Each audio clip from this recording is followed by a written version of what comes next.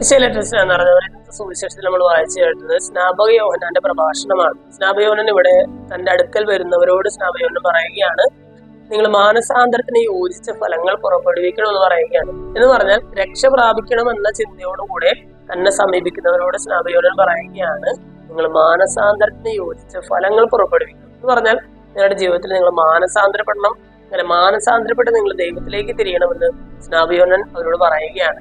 നമ്മുടെ ജീവിതത്തിൽ നമ്മളിപ്പോഴത്തെ ആത്മീയ ജീവിതം നമ്മൾ നോക്കുകയാണെങ്കിൽ നമ്മൾ പ്രത്യേകമായിട്ട് 50 നോമ്പിന്റെ അവസാന ആ ഘട്ടത്തിലേക്ക് നമ്മൾ പ്രവേശിക്കുകയാണ്. ഈ ദിവസങ്ങളിലാണ് പല പള്ളികളിലും നമ്മുടെ കുമ്പസാരങ്ങളെല്ലാം അറേഞ്ച് ചെയ്തിരിക്കുന്നത്.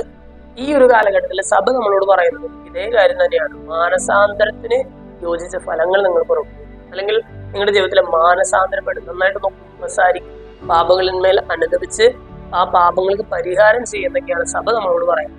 നമ്മൾ ഒരു സുവിശേഷത്തിൽ സ്നാപക യോഹന്നാൻ നമ്മളോട് പറയുന്നത് പോലെ തന്നെ സഭയും നമ്മളോട് പറയുകയാണ്, മാനസാന്തരത്തിന് ചേർന്ന ഫലങ്ങൾ നിങ്ങൾ പുറപ്പെടുവിക്കണം.